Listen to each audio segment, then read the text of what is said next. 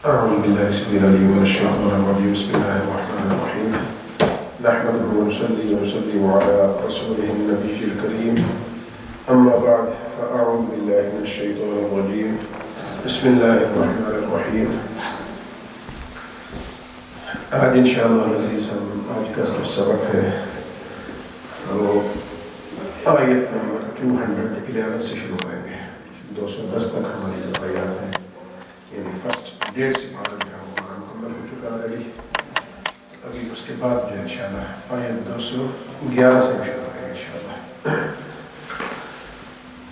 اللہ تعالیٰ نے ارشاد فرمایا سل بنی اسرائیل کم آتیناہم من آیت بینہ ومن يبدل نعمة الله من بعد ما جاءته فإن الله شديد العقاب. کہ اے محمود صلی اللہ علیہ وسلم آپ پوچھئے، سوال کیجئے بنی اسرائیل سے کیا کم آتیناہم من آیت بینہ کہ ہم نے ان کو کتنی ہی واضح نشانیاں عطا فرمائی، کتنے ہی معجزات ہم نے ان کو دیے، کتنی ہی نشانیاں ہم نے ان کو عطا فرمائی. تو بہت ساری ہم نے نشانیاں ان کو عطا فرمائی تھی میں سے. وَمَن يُبَدِّلْ نِعْمَةَ اللَّهِ، اللہ تعالیٰ نے فرمایا جو شخص بھی، جو کوئی بھی اللہ تعالیٰ کی نعمت کو تبدیل کر دے من بعد ما جاءته، اس کے بعد کہ وہ چیز اس کو مل چکی ہو، نعمت اس کو مل چکی ہو، تو پھر کیا ہے فَإِنَّ اللَّهَ شَدِيدُ الْعِقَابِ، تو بے شک اللہ کا جو عذاب ہے بہت سخت ہے، اللہ سخت عذاب والا ہے. فرمایا کہ جس کسی کو بھی کوئی اللہ تعالیٰ کی طرف سے نعمت ملے، یہ بنی اسرائیل کے ذریعے سے بیسیکلی ہمیں بتایا جا رہا ہے کہ ان سے سوال کیجیے کہ کتنی ہی نعمتیں ان کو عطا فرمائی گئی، کتنی واضح نشانیاں ان کو دی گئی، لیکن انہوں نے ان کو تبدیل کیا ہمیشہ. اور اللہ نے فرمایا جو کوئی بھی ایسا کرتا ہے کہ واضح نشانیاں ملنے کے بعد، واضح نعمتیں ملنے کے بعد ان کو تبدیل کرتا ہے، تو فرمایا کہ اللہ تعالیٰ جو ہے وہ سخت عذاب والا ہے.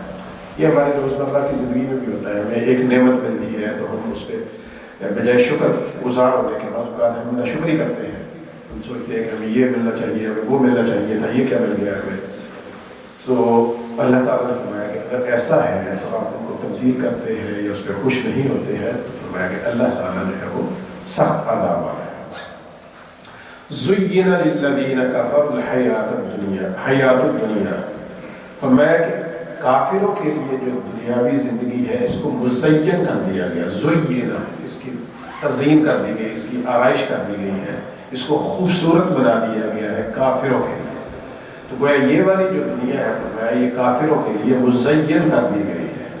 ٹھیک ہے. وَيَسْخَرُونَ مِنَ الَّذِينَ آمَنُوا، اور اسی وجہ سے وَيَسْخَرُونَ تمسخر اڑاتے ہیں، مذاق بناتے ہیں. کن کا؟ مِنَ الَّذِينَ آمَنُوا، جو ایمان والے ہیں. کافروں کے اوپر چونکہ یہ دنیا مزین کر دی گئی ہے، ان کے لیے ان کو خوبصورت کر دیا گیا. آقا کریم صلی اللہ علیہ وسلم نے فرمایا کہ یہ جو دنیا ہے نا، یہ کافروں کے لیے جنت ہے اور مومنوں کے لیے قید خانہ ہے. اب دیکھیں کہ ہم قید خانے میں جو بندہ ہے وہ کتنا خوش ہوتا ہے، اس کی مشکلات کم نہیں ہوتی نا، ختم ہوتی ہے، تو ہمیشہ آزمائش میں ہوتا ہے.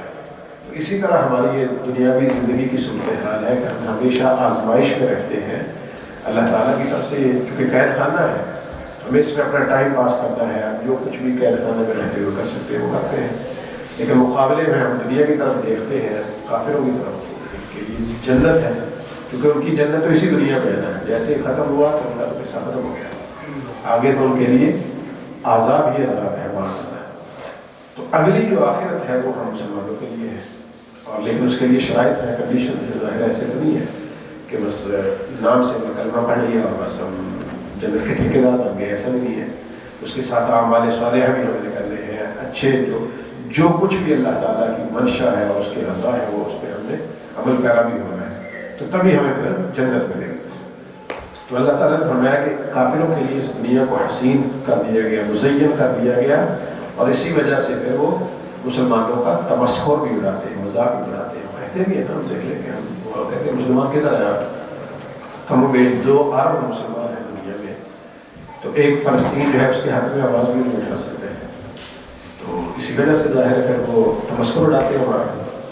والذین اتقوا فوقہم یوم القیامہ، لیکن اللہ تعالیٰ نے فرمایا والذین اتقوا، جو لوگ متقی ہیں، جو تقوی اختیار کرتے ہیں، ایمان والے بھی ہیں اور متقی بھی ہیں، فوقہم یوم القیامہ، قیامت والے دن ان کے اوپر ہوں گے، ٹھیک ہے، ان کا مرتبہ سربلند ہوگا، ان کی عزت ان کو ملے گی، ان کو مقام ملے گا، ان کو فوقیت دی جائے گی، تو یہ سب قیامت والے دن انہیں کو ملے گا۔ آج کے دن یہ تمسکر اڑانے جو بھی کر لیں، قیامت والے دن انہیں کو فوقیت دی جائے گی۔ واللہ یرزق من یشاء بغیر حساب، اور اللہ تعالیٰ نے فرمایا کہ اللہ تعالیٰ ہی ہے جس سے چاہتا ہے جتنا چاہتا ہے عطا فرماتا ہے، تو یہ اس کے قبضہ کو رکھتے ہیں، جسے چاہے جتنا چاہے نواز دے، اور پھر فرمایا بغیر حساب، جسے چاہے بغیر حساب کے نواز دے۔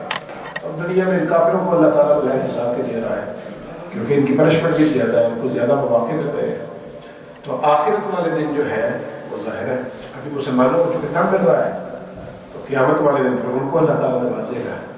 تو فرمایا کہ جس کو چاہے بغیر حساب کے، دنیا میں بھی اللہ تعالیٰ بعض اوقات مسلمانوں کو بھی بے حساب نواز دیتے ہیں، تو یہ اللہ تعالیٰ کا اختیار ہے، جس کو جتنا چاہے نواز دے۔ تو یہ دو آیات مبارکہ جو ہے ہم نے ابھی کمپلیٹ کر دی، انشاءاللہ ابھی نماز پڑھ لیتے ہیں اور اس کے بعد انشاءاللہ اس کو کنٹینیو کریں گے۔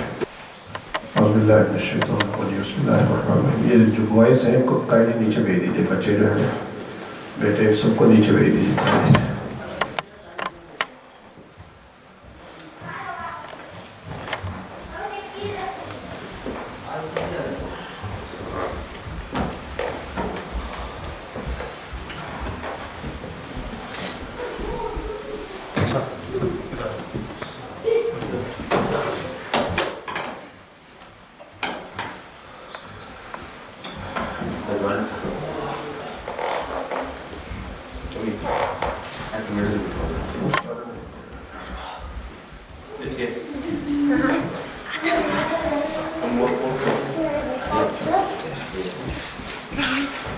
اعوذ باللہ بسم اللہ من الشیطان الرجیم، بسم اللہ الرحمن الرحیم۔ ابھی دو آیات جو ہے ان کا ترجمہ پڑھ لیا ہے نماز سے پہلے، اور یہ 211 اور 213 جو ہے اس سے ہم شروع کریں گے انشاءاللہ۔ ابھی کافروں کا اور بنی اسرائیل کا ان کے بارے میں ذکر ابھی ہو رہا تھا۔ اللہ تعالیٰ نے فرمایا کہ بنی اسرائیل سے پوچھئے کہ ان پر اللہ تعالیٰ نے کتنے ہی انعام فرمائے، کتنے واضح نشانیاں ان کو عطا فرمائی ہیں، اور فرمایا کہ جو اللہ کی نعمتوں کو ملنے کے بعد چینج کرے تو ان کو بتا دیجیے کہ اللہ کا عذاب جو ہے وہ بہت سخت ہے۔ اور پھر اسی طرح اللہ تعالیٰ نے فرمایا زُيِّنَ لِلَّذِينَ كَفَرُوا الْحَيَاةُ الدُّنْيَا، حیات الدنیا، اللہ تعالیٰ نے یہ جو دنیا ہے یہ کافروں کے لیے مزین کر دی ہے، اس کو خوشنما بنا دیا ہے کافروں کے لیے، اور اسی وجہ سے کیا ہوتا ہے وَيَسْخَرُونَ مِنَ الَّذِينَ آمَنُوا، کہ وہ ایمان والوں کا تمسخر کرتے ہیں، ان کا مذاق بناتے ہیں کہ ہم تو کتنی خوشحالی میں ہیں، ہم تو بہت اچھی زندگی گزار رہے ہیں، تم لوگ کیا ہے کیسی زندگی گزار رہے ہیں۔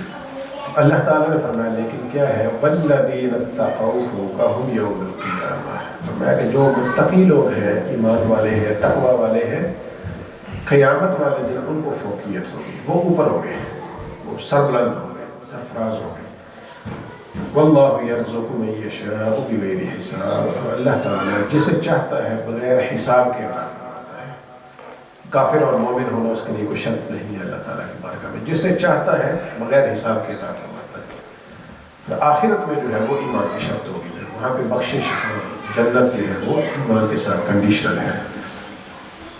اب اس کے بعد اللہ تعالیٰ نے فرمایا کان الناس امۃ واحدہ، فرمایا کہ ابتدا میں پہلے یہ جو لوگ ہیں یہ سارے کے سارے ایک ہی امت ہیں، ٹھیک ہے۔ فبعث اللہ النبیین مبشرین ومنذرین، پھر کیا ہوا کہ ان میں آپس میں اختلاف ہونا شروع ہوئے ہیں، ٹھیک ہے، اور جیسے ہی اختلاف رونما ہونا شروع ہوئے تو پھر اللہ تعالیٰ نے فبعث اللہ النبیین، پھر اللہ تعالیٰ نے اپنے نبیوں کو ان میں مبعوث فرمایا، انبیاء اکرام علیہ السلام کو ان میں بھیجا، مبشرین و منذرین، اور نبی جو آئے تو ان کو بشارت بھی دیتے تھے، خوشخبریاں دیتے تھے اچھے اعمال پر اور برے اعمال پر، ان کو تنبیہ کرتے تھے، ان کو ڈراتے بھی تھے۔ تو بشارت دینے والے اور ڈرانے والے انبیاء کرام علیہ السلام کو اللہ تعالیٰ نے پھر مبعوث فرمایا. یہ تب ہوا کہ جب لوگ جو ہے آپس میں اختلاف کرنے لگے چھوٹی چھوٹی باتوں میں. اور جو انبیاء کرام علیہ السلام تشریف لائے فرمایا وَأَنزَلَ مَعَهُمُ الْكِتَابَ بِالْحَقِّ، ان کے ساتھ اللہ تعالیٰ نے کتابوں کو بھی کر بھیجا. کتاب جو ہے وہ حق اور سچ کو ساتھ میں لے کے آئی. لِيَحْكُمَ بَيْنَ النَّاسِ، تاکہ وہ جو نبی ہو اس وقت کا جو انبیاء کرام تھے وہ لِيَحْكُمَ بَيْنَ النَّاسِ لوگوں کے درمیان میں حکم کو نافذ فرما دے، حق اور سچ کا فیصلہ فرما دے. فی مختلف فی، جس چیزوں کے بارے میں وہ آپس میں اختلاف تھا، جھگڑتے تھے، جو کچھ بھی ان میں ناراضگیاں تھیں، جنگ و جدل تھا، تو جو حق سائڈ تھی اللہ کا جو نبی آتے، اللہ کے جو انبیاء کرام علیہ السلام آتے، تو وہ کتاب کے ساتھ حق اور باطل کو واضح فرماتے. جو بھی حق پہ ہوتا ان کی تعریف فرماتے اور جو باطل پہ ہوتا اس کی تنبیہ فرماتے، اس کو خبردار کرتے ہیں. وَمَا اخْتَلَفَ فِيهِ إِلَّا الَّذِينَ أُوتُوهُ مِن بَعْدِ مَا جَاءَتْهُمُ الْبَيِّنَاتُ بَغْيًا بَيْنَهُمْ. تو اللہ تعالیٰ نے فرمایا کہ اختلاف بھی اکثر انہی لوگوں نے کیا جن کو اللہ تعالیٰ نے کتابیں عطا فرما رکھی تھی. تو ان لوگوں نے ہی آپس میں اختلاف کیا، اور اختلاف یہاں تک کیا کہ پھر انہوں نے حد کو کراس کر دیا، اپنے لیمٹس کو انہوں نے کراس کر دیا. بغیم بینہم یعنی بغاوت کرنا، آپ نے دیکھتے ہیں بغاوت کرنا تو اپنے لیمٹ کو کراس کر دینا، حد سے گزر جانا. تو بغیم بینہم آپس میں حدوں کو کراس کرتے ہوئے ان لوگوں نے، جن کو اللہ تعالیٰ نے فرمایا کہ اللہ نے کتاب عطا فرما رکھی تھی، انہوں نے ہی اختلاف پیدا کیا اور اپنی لیمٹس کو کراس کیا. تو پھر اللہ تعالیٰ نے اور انبیاء بھیجے کتابوں کے ساتھ تاکہ ان میں فیصلہ فرما دے. فَهَدَى اللَّهُ الَّذِينَ آمَنُوا لِمَا اخْتَلَفُوا فِيهِ مِنَ الْحَقِّ بِإِذْنِهِ. تو اب کیا ہوا کہ ان میں سے جو لوگ بھی ایمان والے ہوتے، جو حق سائڈ پہ ہوتے، ٹھیک ہے، جو سچائی کے ساتھ ہوتے، تو اللہ تعالیٰ ان کو ہدایت یافتہ، ان کو اللہ تعالیٰ واضح راستہ دکھا دیتا، ان کو ہدایت عطا فرما دیتا. لِمَا اخْتَلَفُوا فِيهِ، جس بات میں وہ جھگڑ رہے ہوتے ہیں، جس چیز میں ان کا اختلاف ہوا ہوتا. من الحق بإذن، اپنے اذن کے ساتھ، اپنے اللہ تعالیٰ اپنے حکم کے ساتھ ان کو حق ان پر واضح فرما دیتا، ان کو ہدایت عطا فرما دیتا. واللہ یہدی من یشاء الی صراط مستقیم. اللہ تعالیٰ نے فرمایا کہ اللہ ہی ہے وہ ہدایت کا راستہ دیتا ہے، سیدھا راستہ دکھا دیتا ہے جسے چاہتا ہے. واللہ یہدی من یشاء، جس سے وہ چاہتا ہے وہ ہدایت عطا فرما دیتا ہے الی صراط مستقیم، سیدھے راستے کی طرف. اس کے بعد اللہ تعالیٰ نے فرمایا کہ ام حسبتم ان تدخلوا الجنہ. اللہ تعالیٰ نے ہدایت بھی دے دی، جو پہلے بھی ہم نے بات کی ابھی نماز سے پہلے، کہ مسلمان ہو جائے تو اس کے بعد ہم یہ سوچنا شروع کر دیں کہ ہم تو جنت کے ٹھیکیدار بن گئے ہیں. تو ایسا تو نہیں ہے، اس کے ساتھ اعمال صالحہ بھی ہیں، دیگر کنڈیشن بھی ہیں. تو اللہ تعالیٰ نے اشارہ فرمایا ام حسبتم، کیا تم یہ گمان کر بیٹھے ہو ان تدخلوا الجنہ، تم جنت میں ایسے ہی داخل ہو جاؤ گے بغیر کسی آزمائش کے، بغیر کسی مصیبت کو فیس کیے ہوئے. کیا تم یہ گمان کیے بیٹھے ہو کہ بس ہم تو کلمہ پڑھ لیا تو میں تو جنت میں چلا جاؤں گا؟ ایسے بھی نہیں ہوتا. آزمائشیں بھی آتی ہیں، مشکلات بھی آتی ہیں، پریشانیاں بھی آتی ہیں، تو یہ سارا کچھ تو آئے گا ساتھ. تو فرمایا کہ وَلَمَّا يَأْتِكُمْ مَثَلُ الَّذِينَ خَلَوْا مِن قَبْلِكُمْ، فرمایا کہ تم پر تو اب تک وہ آزمائشیں آئی ہی نہیں ہیں جو تم سے پہلے لوگ آئے. کتنی کتنی مصیبتوں کو انہوں نے فیس کیا ہے، کتنی کتنی پریشانیوں کو انہوں نے دیکھا ہے. تم پر تو کوئی ایسی مصیبت ہی نہیں آئی. تم تو ایسی گمان کیے بیٹھے ہو کہ جنت میں داخل ہو جاؤ گے. اور کیسی مصیبتیں آئیں؟ فرمایا مَسَّتْهُمُ الْبَأْسَاءُ، ان کے مصیبتوں نے گھیر لیا، سختیوں نے ان کو گھیر لیا. وَالضَّرَّاءُ، اور تکلیفوں نے ان کو گھیر لیا. وَزُلْزِلُوا، اور ان کو ہلا دیا گیا.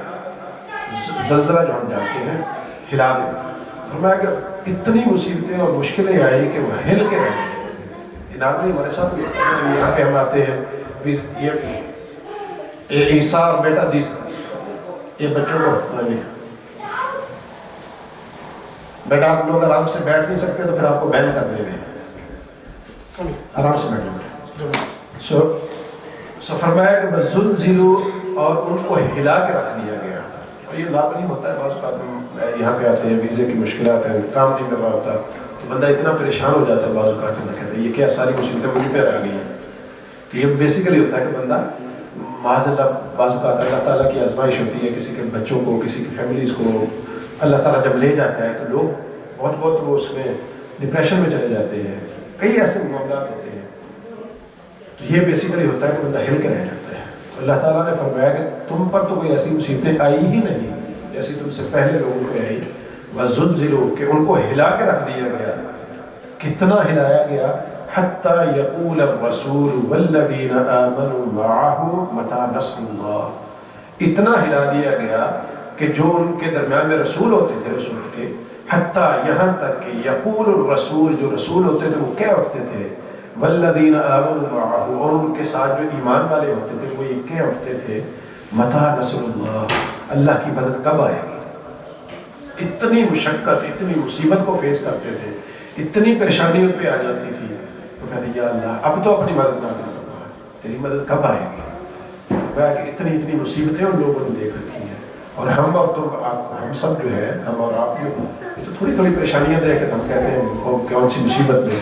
آج کل تو فیشن بن چکا ہے کہ تھوڑی سی مصیبت کسی پہ وہ تو کہتے ہیں ہم تو کربلا فیس کر رہے ہیں، ہم تو فرعون کا سامنا کر رہے ہیں، ہم تو یزید کے سامنے کر سکتے ہیں.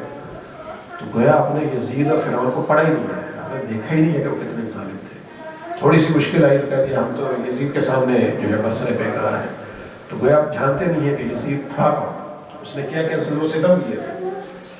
اتنی تھوڑی سی مصیبت پہ یزید، اتنی تھوڑی سی مشکل پہ فرعون آپ کو یاد آ گیا. تو فرمایا کہ اللہ کے رسول بھی یہ کہتے تھے کہ اللہ کی مدد کب آئے گی. الا ان نصر اللہ قریب. تو فرمایا کہ آگاہ ہو جاؤ بے شک اللہ کی مدد جو ہے وہ قریب ہی ہے. جب بھی آپ پہ آزمائش آئے مشکل آئے تو آپ ثابت قدم جب رہیں گے تو پھر اللہ نے فرمایا کہ اللہ کی مدد جو ہے وہ آپ کے قریب ہی ہے. اب اس کے بعد جو ہے یہ تھوڑا سا مسئلہ ٹاپک جو ہے آپ کہہ سکتے ہیں چینج ہوا. آقا کریم صلی اللہ علیہ وسلم کو اللہ تعالیٰ نے ارشاد فرمایا یسألونک ماذا ينفقون. اے محبوب صلی اللہ علیہ وسلم آپ کے صحابہ اکرام آپ سے لوگ آ کے پوچھتے ہیں، آپ کے ساتھی پوچھتے ہیں ماذا ينفقون کہ وہ کیا خرچ کریں. انفاق فی سبیل اللہ جس کو ہم کہتے ہیں، کیا خرچ کریں ٹھیک ہے اللہ کی راہ میں. تو فرمایا قل ما انفقتم من خیر کہ محبوب صلی اللہ علیہ وسلم آپ فرما دیجیے کہ جو کچھ بھی تم خرچ کرو تمہارے لیے بہتر ہے. جو کچھ بھی تم خرچ کرو گے بھلائی سے وہ تمہارے لیے بہتر ہے. لیکن ان میں سے سب سے زیادہ بہترین جو خرچ ہے وہ کون سا ہے؟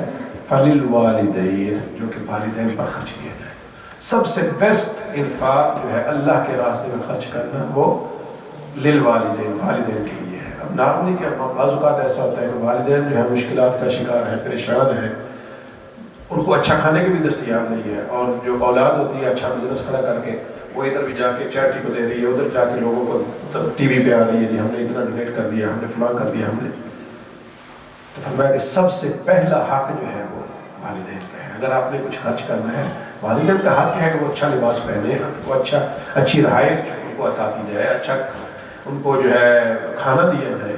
یہ ان کا آپ پر فرض ہے، ہم نے ان کو دینا ہے. ایسا نہیں بعض لوگ آ کے پوچھتے ہیں زکوٰۃ دینی ہے والدین کو دے سکتے. تو اگر آپ زکوٰۃ کے یعنی آپ کے اوپر زکوٰۃ واجب ہے اور آپ کے والدین کی یہ کنڈیشن ہے کہ وہ زکوٰۃ لینے کے لیے بیٹھے ہیں تو آپ کو شرم آنی چاہیے نا. اگر ایسی سچویشن میں ملتا ہے کہ ان کے والدین زکوٰۃ کے مستحق ہیں اور آپ کے اوپر زکوٰۃ فرض ہو رہی ہے تو پھر تو شرم کا مقام ہے کہ آپ کے اوپر تو زکوٰۃ آپ تو اتنا ان کی جا کے خدمت کرتے ہیں کہ آپ کے اوپر زکوٰۃ بچتی نہیں اور ان کو زکوٰۃ لینے کا مستحق نہیں بنا. تو یہ بھی صورتحال آ جاتی ہے. تو اللہ تعالیٰ نے فرمایا کہ اے محبوب صلی اللہ علیہ وسلم آپ سے آ کے یہ سوال کرتے ہیں کہ اللہ کے راستے میں جو بہترین خرچ ہے وہ کیا ہے. تو آپ ان کو فرما دیجیے کہ سب سے بہترین خرچ یہ ہے کہ تم اپنے والدین پر خرچ کرو، والاقربین اور قریبی رشتہ داروں پر خرچ کرو. اب یہ بھی بہت ہوتا ہے، یہ بھی فیشن ہوتا ہے کہ ہم جو ہے ادھر ادھر خرچ کرتے ہیں.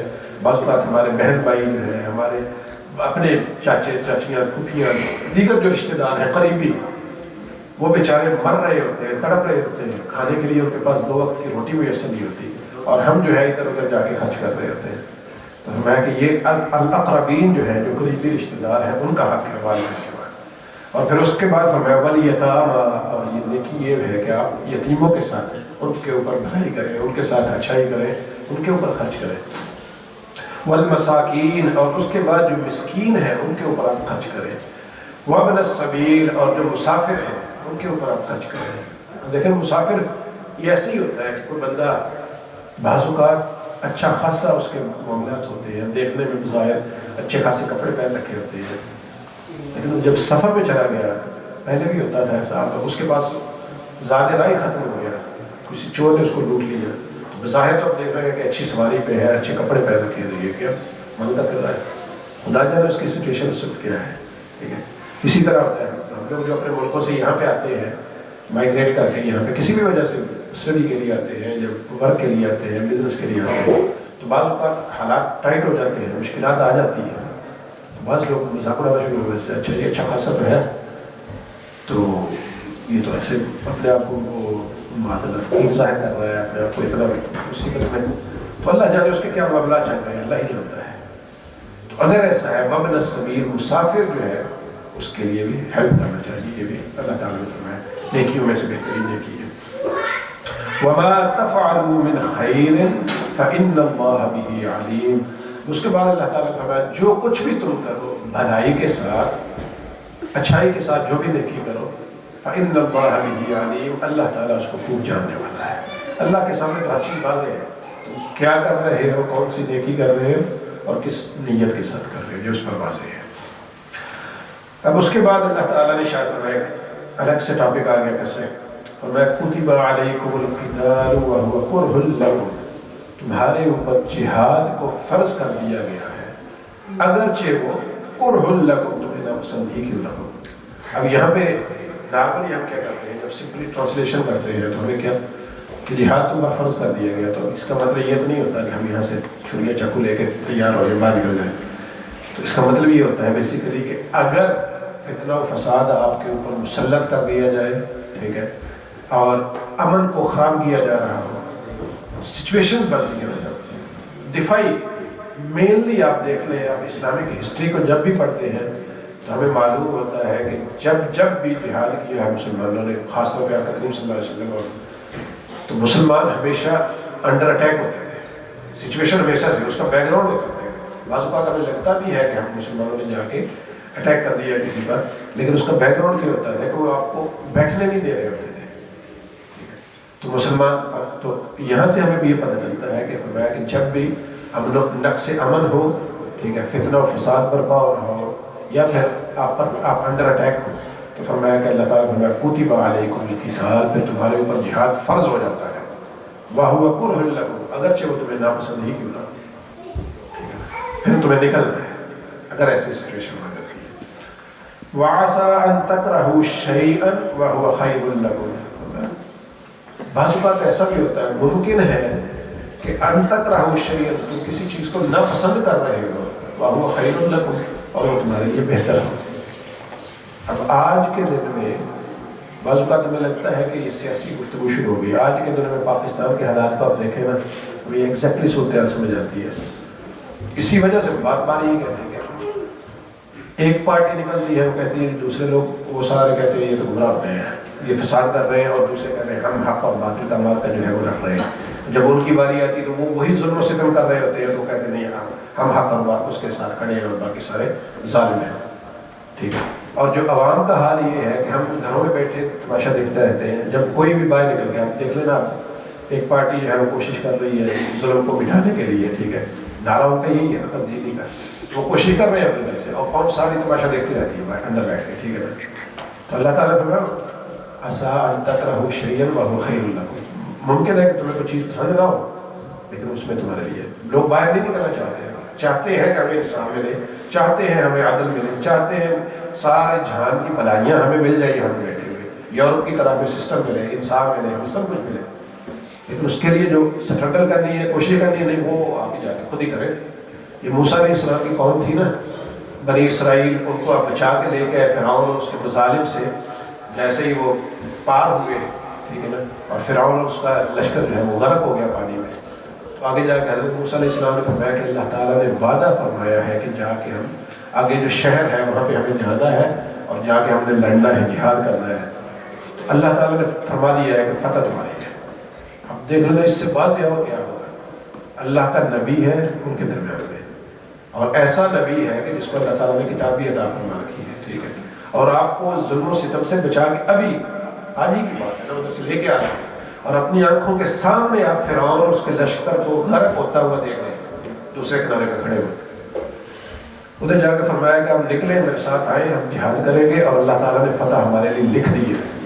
ان لوگوں کو کیا جواب ہے؟ انہیں تو یہ چاہیے تھا کہ آپ تو اللہ کے نبی ہیں، ابھی ہمارے سامنے آپ نے ہمیں بچایا ہے اور وہ غرق ہو گئے، اب جو کہیں گے ہم آپ کے ساتھ ہوں گے۔ وہ کہنے لگے جی کہ اذهب انت وربك فقاتلا، اے موسیٰ علیہ السلام آپ اور آپ کا رب جائے اور لڑیں، انا هاهنا قاعدون، ہم تو ادھر بیٹھے ہیں، ہم تو ادھر بیٹھے ہیں، ہم تو نہیں جانے والے۔ جب قوم کا یہ حال ہو جائے تو پھر وہ چاہے کہ اللہ کی رحمتیں بھی ہمیں ملے اور اللہ کی طرف سے انعامات بھی ہمیں ملے، یہ تو نہیں ہوتا پھر۔ تو اللہ تعالیٰ نے فرمایا کہ بعض چیزیں ایسی ہوتی ہیں کہ بظاہر تمہیں بری لگتی ہیں دیکھنے میں، لیکن اس میں خیر ہوتی ہے۔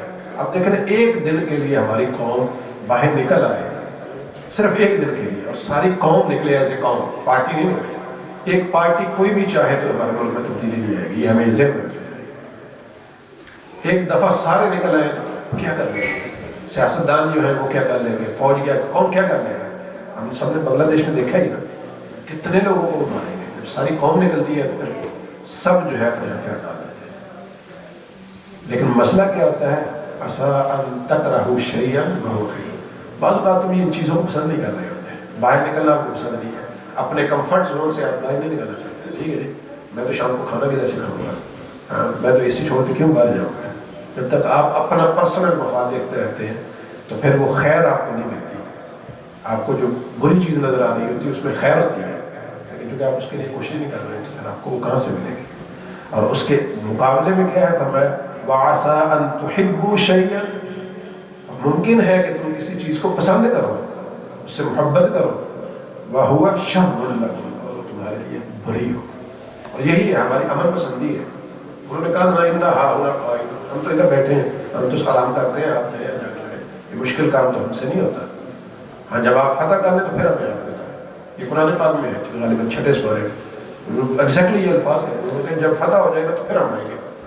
ان فیہا قوما جبارین، میں لگے وہاں تو بہت ظالم لوگ بیٹھے ہیں، اسی طرح یہ جیسے ہمارے لوگ ایک پارٹی جو ہے وہ مار کھاتی رہتی ہے، دوسروں کو وہ کہتے ہیں اچھا ہم اپنے آپ کو گھروں سے اٹھوا لیں گے، جب سارے نکل آئیں گے تو کس کو اٹھائیں گے؟ وہ اگر ایک دفعہ نکل آئے، یہ کشمیر میں بھی کچھ دیر پہلے ہم نے دیکھا نہیں، وہ لوگ نکلے تھے نا ایک دفعہ، تو کیا کتنوں کو اٹھاتے ہیں، کتنا ظلم کر لیں گے؟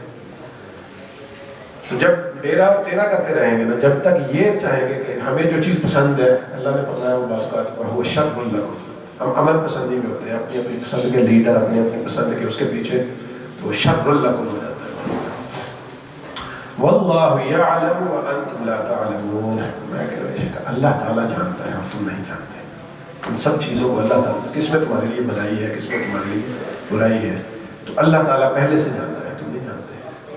لیکن جب ہمیں نظر بھی آ رہا ہوتا ہے کہ ہمارے سامنے ہوتی ہیں، اب تو مثالیں بھی ہمارے سامنے ہوتی ہیں، تو دیکھ کے بھی جب ہم نہیں جاتے تو پھر ظاہر ہے ہم چاہیں کہ ہمیں سب کچھ ملے تو ایسا نہیں ہوتا، من و سلوہ پھر نہیں ملتا ہے، تو وہ اٹھا لی جاتی، نعمتیں ساری سر اٹھا لی جاتی ہیں۔ اور بنی اسرائیل کو جب یہ ساری نعمتیں ملی تھی، من و سلوہ بھی ملا تھا، اس سے پار بھی ہو گئے تھے سمندر سے، سب کچھ ہو گیا تھا، اور جب انہوں نے ناشکری کی انتہا کی تو پھر ان کو یہ وَضُرِبَتْ عَلَيْهِمُ الذِّلَّةُ وَالْمَسْكَنَةُ، اللہ نے فرمایا ان کی ذلت اور مسکنت ان کے اوپر مسلط کر دی گئی تھی۔ 40 سال جو ہے وہ ایک صحرا میں بھٹکتے پھر رہے تھے۔ ہم اندازہ کر سکتے ہیں کہ پوری قوم ہے، تقریباً لاکھوں میں لوگ تھے، تو اسی صحرا میں جو ہے یہاں تک آتا ہے تفاسیر میں، وہ سارا دن چلتے رہتے، شام کو پہنچتے تھے تو پتہ چلتا تھا ادھر سے ادھر سے۔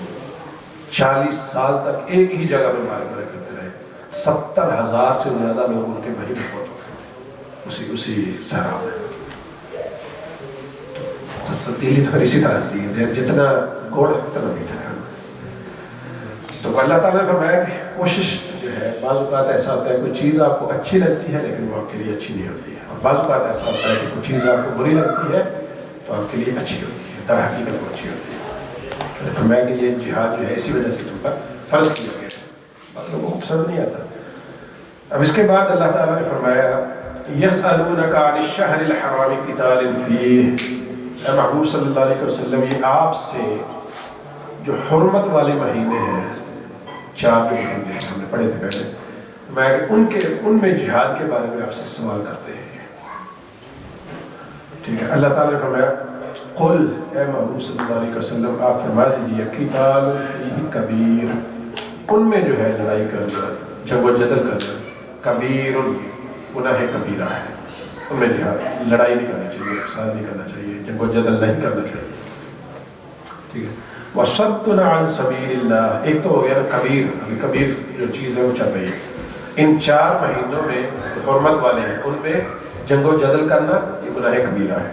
وصد عن سبیل اللہ, اور اللہ کے راستے سے لوگوں کو روکنا یہ بھی گناہ کبیرہ ہے. بعض اوقات کیا ہوتا ہے کہ بندہ آپ بیٹھے ہو نا دوست کو گپ شپ کر رہے ہو, نماز کا ٹائم ہوتا ہے, کوئی بندہ یہ کرنا نماز پڑھنے کے لیے جانا, کوئی بیٹھ جاؤ جی ٹھہر کے پڑھ رہے کوئی, گویا کسی بندے کو اللہ کا راستہ خود تو اس کا ساتھ نہیں جوائن کر رہے ہیں بلکہ اس کو بھی روک رہے ہیں. بعض اوقات تو یہ ہوتا ہے کہ آپ نے یہ سوچا کہ چلے ہم مل کے بعد ادھر ہی جماعت کر لیں گے, یہ کوئی بھی وجہ ہے, مجبوری الگ چیز ہے. بعض اوقات کیا ہوتا ہے کہ ان کو ایسے بیٹھو جی بیٹھو کو نہیں پڑھ جائے جی نماز پڑھ دے رہتے ہیں, تو اپنی تو ضائع کی ہوتی ہے, دوسرے بھی ضائع کروا دیتے ہیں. یہ گویا کہ اللہ کے راستے سے آپ روک رہے ہیں.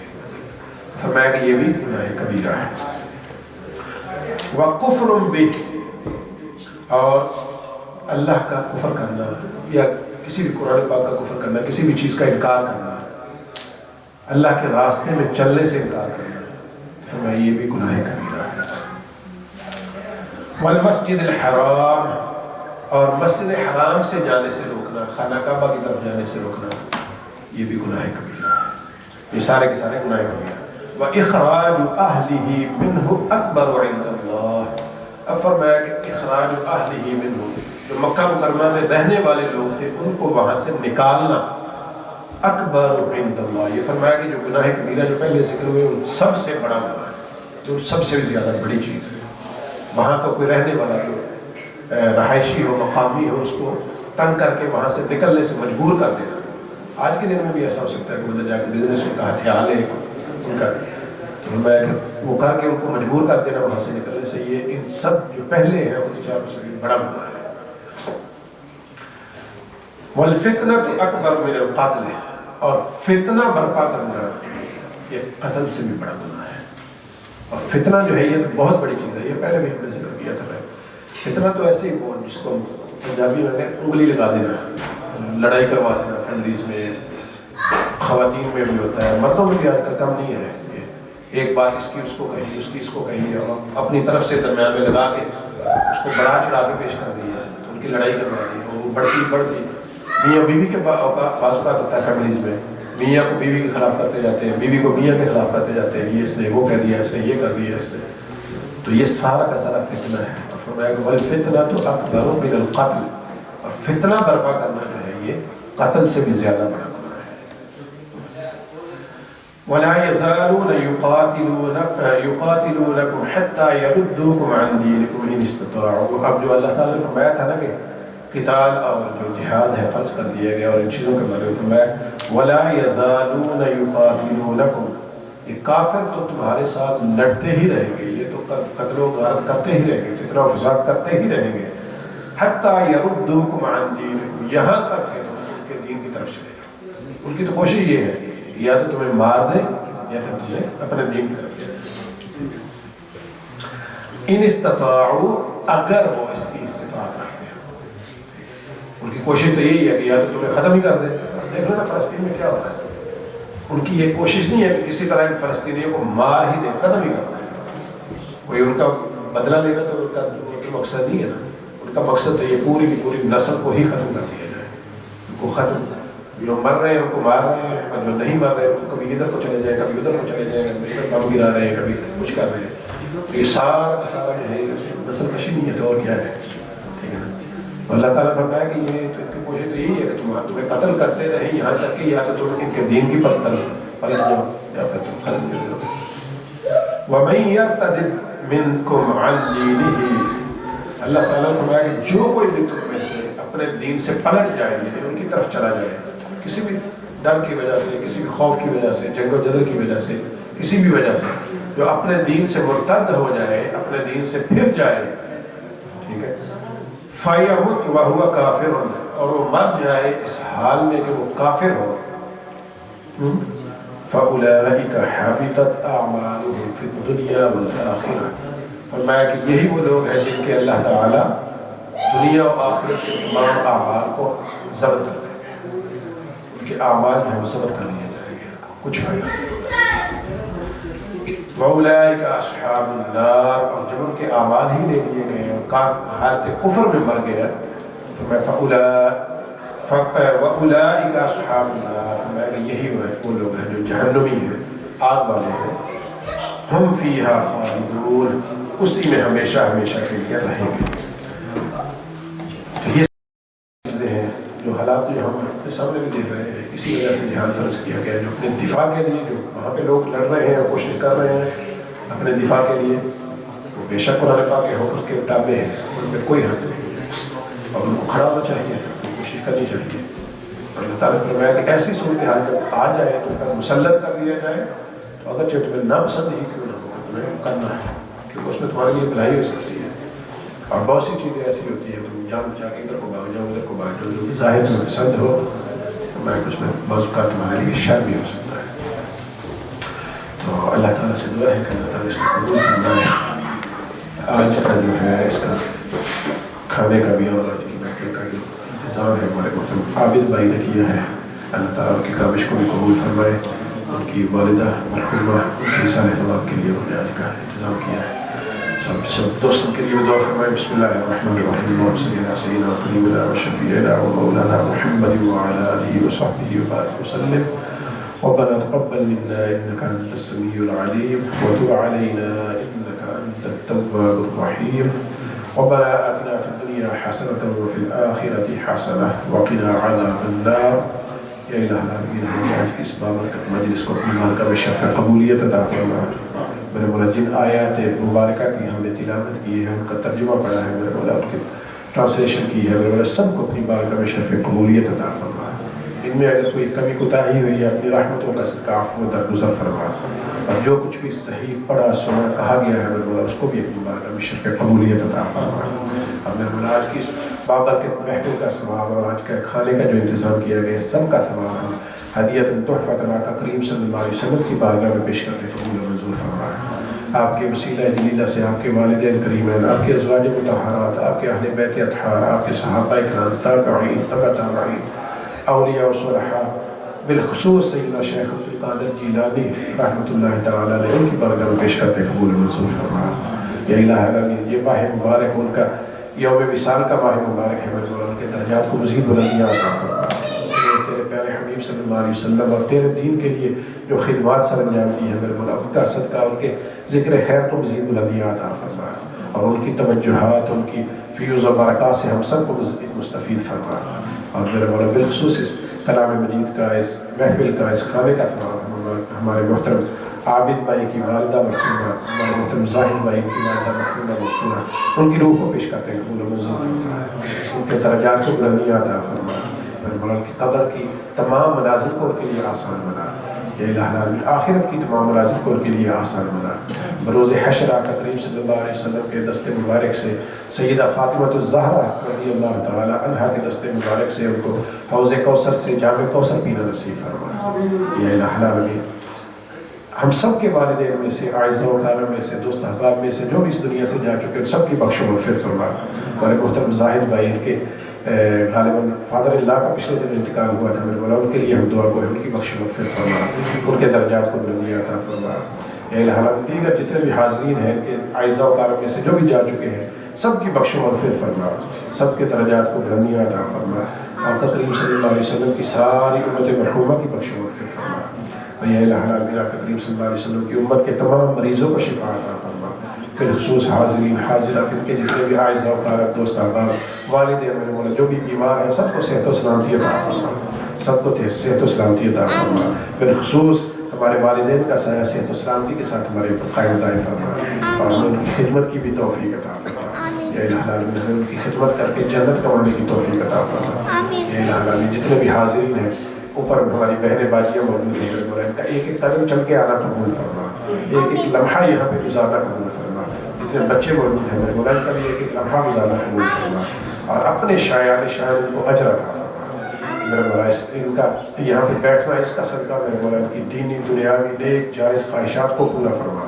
اے الہ العالمین میں سے جو بھی بے روزگار ہیں ان کو پاکیزہ روزگار عطا فرما، جو تنگ دست ہیں میرے مولا ان کی تنگ دستی کو دور فرما، جو پریشان حال ہیں ان کی پریشانیوں کو دور فرما، جو ویزوں کی مشکلات کا شکار ہے میرے مولا ان کی مشکلات کو بھی حل فرما، جو بے اولاد ہیں ان کو نیک اور صالح اولاد عطا فرما، اور جن کو اولاد کی نعمت عطا فرما رکھی ہے میرے مولا ان کو بچوں کو بھی نیک اور صالح بنا۔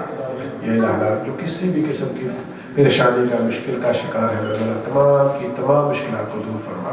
یہ الہ ہمارے اس سینٹر کو آباد و شاد فرما، اس مسجد کو آباد و شاد فرما، اور اس کو آباد کرنے والوں کے گھروں کو آباد فرما، سب کے رزق میں، کاروبار میں، مال میں، جان میں، اولاد میں برکتیں عطا فرما۔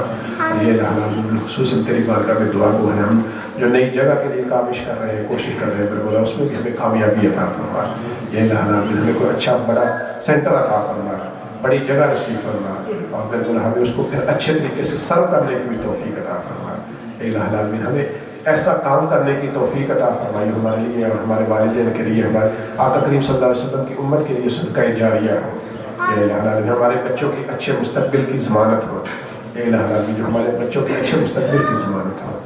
ربنا اغفر لنا ولإخواننا الذين سبقونا بالإيمان ولا تجعل في قلوبنا غلا للذين آمنوا ربنا إنك رؤوف رحيم، وصلى الله تعالى على خير خلقه ونور عرشه محمد وعلى